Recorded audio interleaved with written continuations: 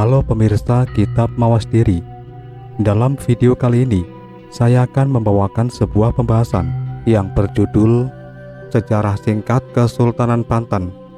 Semoga pembahasan ini dapat menjadi pengetahuan untuk kita semua. Tanpa berlama-lama lagi, langsung saja kita ke pembahasannya.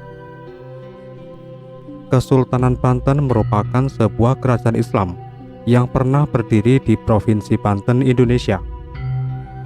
Berawal sekitar tahun 1526 ketika Kerajaan Demak memperluas pengaruhnya ke kawasan pesisir barat Pulau Jawa dengan menaklukkan beberapa kawasan pelabuhan, kemudian menjadikannya sebagai pangkalan militer serta kawasan perdagangan.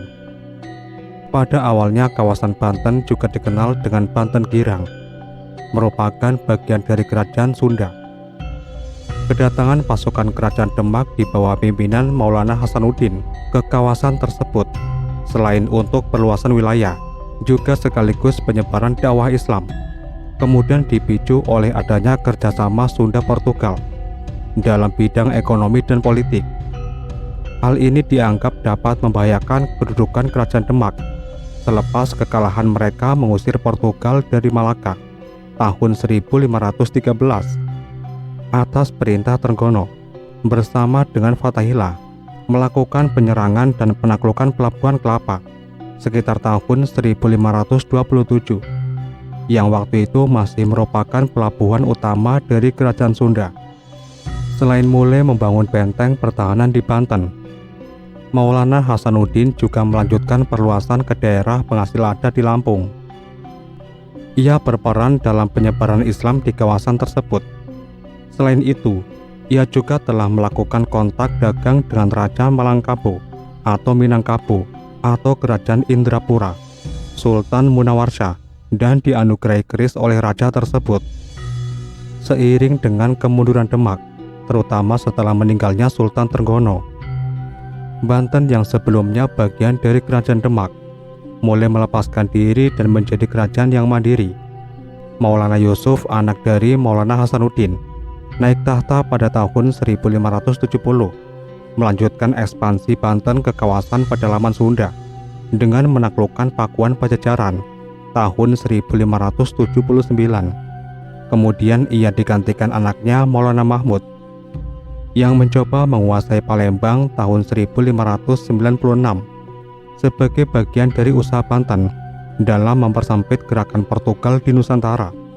Namun gagal karena ia meninggal dalam penaklukan tersebut. Pada masa Sultan Ageng Tirtayasa bertahta, yaitu pada tahun 1651 hingga 1682, dipandang sebagai masa kejayaan Banten. Di bawah dia, Banten memiliki armada yang mengesankan, dibangun atas contoh Eropa, serta juga telah mengupah orang Eropa bekerja pada Kesultanan Banten. Dalam mengamankan jalur pelayarannya, Banten juga mengirimkan armada lautnya ke Sukadana atau Kerajaan Tanjung Pura, Kalimantan Barat sekarang, dan menaklukkannya tahun 1661. Pada masa ini, Banten juga berusaha keluar dari tekanan yang dilakukan VOC yang sebelumnya telah melakukan blokade atas kapal-kapal dagang menuju Banten. Sekitar tahun 1680, muncul perselisihan dalam Kesultanan Banten akibat perebutan kekuasaan dan pertentangan antara Sultan Ageng dengan putranya Sultan Haji. Perpecahan ini dimanfaatkan oleh VOC yang memberikan dukungan kepada Sultan Haji sehingga perang saudara tak dapat dielakkan.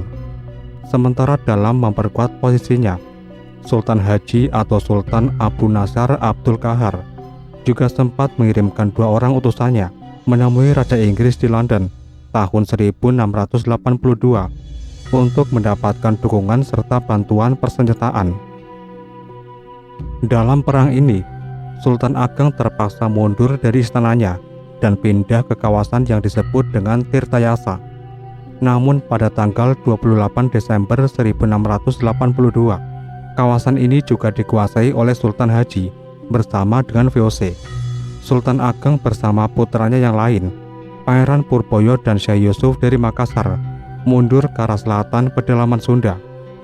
Namun pada tanggal 14 Maret 1683, Sultan Ageng tertangkap kemudian ditahan di Batavia. Sementara VOC terus mengejar dan mematahkan perlawanan dari pengikut Sultan yang masih berada dalam pimpinan Pangeran Purboyo dan Syekh Yusuf itu.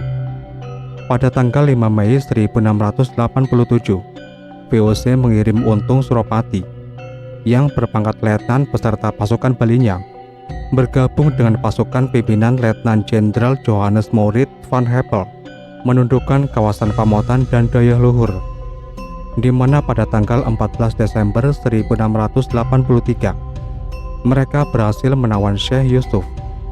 Sementara setelah terdesak, akhirnya Pangeran Purboyo menyatakan menyerahkan diri. Kemudian Untung Suropati disuruh oleh Kapten Johan Ruiz untuk menjemput Pangeran Purboyo.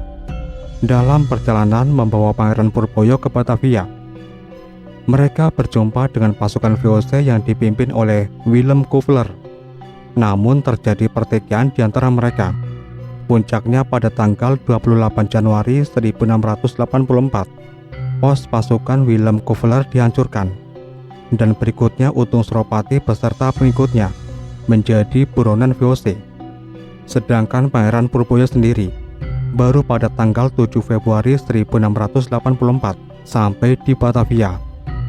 Setelah meninggalnya Sultan Haji tahun 1687, VOC mulai mencengkeramkan pengaruhnya di Kesultanan Banten, sehingga pengangkatan para Sultan Banten meski mendapat persetujuan dari Gubernur Jenderal Hindia Belanda di Batavia. Sultan Abu Fadil Muhammad Yahya diangkat menggantikan Sultan Haji, namun hanya berkuasa sekitar 3 tahun. Selanjutnya digantikan oleh saudaranya, Pangeran Adipati, dengan gelar Sultan Abdul Mahasin Muhammad Zainul Abidin, dan kemudian dikenal juga dengan gelar Kang Sinuhun ing Nagari Banten. Pada tahun 1808,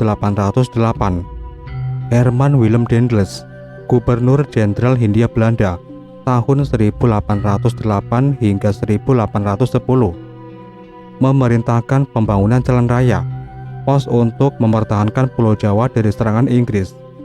Daendels memerintahkan Sultan Banten untuk memindahkan ibu kotanya ke Anyer dan menyediakan tenaga kerja untuk membangun pelabuhan yang direncanakan akan dibangun di ujung kulon. Sultan menolak perintah Daendels. Sebagai jawabannya, Daendels memerintahkan penyerangan atas Banten dan penghancuran istana Surosowan.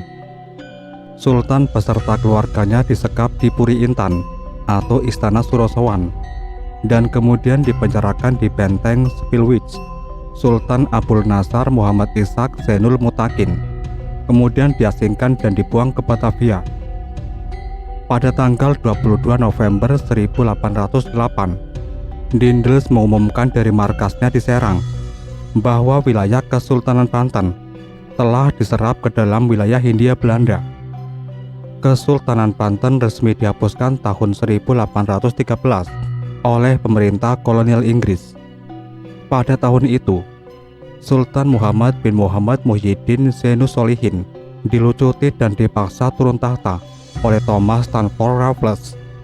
Peristiwa ini merupakan pukulan pamungkas yang mengakhiri riwayat Kesultanan Banten. Sampai di sini dulu pembahasan kita kali ini.